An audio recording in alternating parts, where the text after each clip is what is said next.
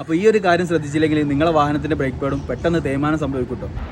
നിങ്ങളുടെ വാഹനത്തിൻ്റെ brake pad പെട്ടെന്ന് തേയ്മാനം സംഭവിക്കുക, അതേപോലെ പെട്ടെന്ന് ഒരു ബ്രേക്ക് പാഡ് മാത്രം 4-ൽ 1 ബ്രേക്ക് പാഡ് മാത്രം പെട്ടെന്ന് തേയുക, അങ്ങനത്തെ അവസ്ഥയൊക്കെ വന്നു കഴിഞ്ഞാൽ ഈ ഒരു പിന്ന് കണ്ടോ, ഈ ഒരു കാലിബറിൻ്റെ പിന്നെ സ്റ്റക്കാവുന്ന പ്രശ്നമാവട്ടെ നിങ്ങളുടെ വാഹനത്തിനുണ്ടാവുക. അപ്പോൾ ഈ ഒരു പിന്നെ സ്റ്റക്കായി കഴിഞ്ഞാൽ നമ്മുടെ വാഹനത്തിൻ്റെ ബ്രേക്ക് പാഡ്, അതേപോലെ ഡിസ്ക്, ടയർ ഒക്കെ ജാമാവാൻ വേണ്ടിയിട്ട് തുടങ്ങും. അപ്പോൾ ഈ ഒരു ലൂസായിട്ട് അഥവാ ഫ്രീ ആയിട്ട് എടുക്കണം കേട്ടോ ഈ 4 കാലിബറിന് പിന്നും ആണോ. അപ്പോൾ ഇതിൽ നമ്മൾ നന്നായിട്ട് ഗ്രീസൊക്കെ ചെയ്താലേ ഇത് നല്ല സ്മൂത്തായിട്ട് ഫ്രീ ആയിട്ട് വർക്ക് ചെയ്യുള്ളൂ കേട്ടോ.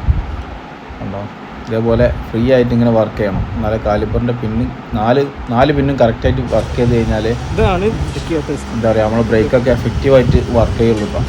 കണ്ടോ, അപ്പോൾ ഈ ഒരു സാധനം സ്റ്റക്കായി കഴിഞ്ഞാൽ നമ്മൾ കണ്ടോ ചിസൽ വെച്ച് ഊരിയെടുത്തിട്ട് ഗ്രീസ് ചെയ്യണം കേട്ടോ. കണ്ടോ, ഇതേപോലെ ഫ്രീ ആയിട്ട് വർക്ക് ചെയ്യണം, എന്നാലേ നമ്മളെ ബ്രേക്കൊക്കെ എഫക്റ്റീവായിട്ട് വർക്ക് ചെയ്യുള്ളൂ. കണ്ടോ, നമ്മൾ പിന്നെ ഇതുപോലെ ഊരിയെടുത്തിട്ട് കറക്റ്റായിട്ട് ഊരിയെടുത്തിട്ട് വേണം നമ്മൾ ഗ്രീസൊക്കെ ചെയ്യാൻ.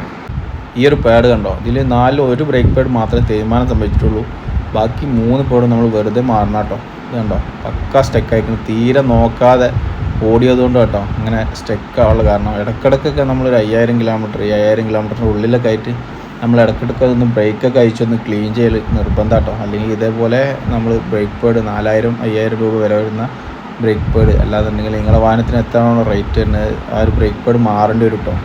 അതുപോലെ കണ്ടോ ഡിസ്ക് ഫുള്ള് സ്ക്രാച്ച് ആയിട്ടുണ്ട് കേട്ടോ. അപ്പോൾ നമ്മൾ ഇതുപോലെ ഊരിയെടുത്തതിന് ശേഷം നമ്മൾ ലൂബ്രിക്കേഷനൊക്കെ ചെയ്യട്ടോ. ഉള്ളിൽ നല്ല ലൂബ്രിക്കേഷനൊക്കെ ചെയ്ത് റസ്റ്റ് ഓഫൊക്കെ അടിച്ചിട്ട് നല്ല ക്ലീൻ ചെയ്യുക. കണ്ടോ, ഇതുപോലെ നന്നായിട്ട് വൃത്തിയാക്കിയിട്ട് നല്ല ഗ്രീസൊക്കെ ചെയ്തിട്ട് വേണം നമ്മൾ തിരിച്ച് കാലിബറിൻ്റെ പിന്ന് കാലിബറിലേക്ക് കയറ്റാം കേട്ടോ. കണ്ടോ, അതുപോലെ നന്നായിട്ട് സ്മൂത്താക്കി കഴിഞ്ഞാൽ നമ്മൾ ഇവിടെ വർക്കിംഗ് കറക്റ്റ് ആവുള്ളൂ കേട്ടോ. അപ്പോൾ നമ്മുടെ വാഹനത്തിൻ്റെ ബ്രേക്ക് പാഡ് മാറുന്ന സമയത്ത് നമ്മൾ കമ്പനിയിലാണോ അല്ലാന്നുണ്ടെങ്കിൽ പുറത്ത് വർക്ക്ഷോപ്പിൽ നിന്നാണോ എവിടെ നിന്നാണെങ്കിലും നമ്മൾ ബ്രേക്ക് പാഡ് മാത്രം മാറ്റി വരാതെ നമ്മൾ എല്ലാ ഭാഗങ്ങളും ഒന്ന് ചെക്ക് ചെയ്യാൻ വേണ്ടിയിട്ട് പറയാം. ബ്രേക്കിൻ്റെ കാലിബറിൻ്റെ പിന്ന്, അതേപോലെ കാലിബറിൻ്റെ പിന്നൊക്കെ ഗ്രീസ് ചെയ്യാൻ വേണ്ടിയിട്ട് നമ്മൾ ആവശ്യപ്പെടുക. അതേപോലെ ഡിസ്ക് ശ്രദ്ധിക്കുക, ഡിസ്ക് നോക്കിയില്ലാന്നുണ്ടെങ്കിലും നമ്മുടെ ബ്രേക്ക് പാഡ് ഇതുപോലെ തേയ്മാനം സംഭവിച്ചുകൊണ്ടിരിക്കും കേട്ടോ. ഡിസ്കിൽ സ്ക്രാച്ചൊക്കെ വന്നു കഴിഞ്ഞാലും നമ്മളെ ബ്രേക്ക് പാഡ് ഇങ്ങനെ തേയ്മാനം സംഭവിച്ചുകൊണ്ടിരിക്കും.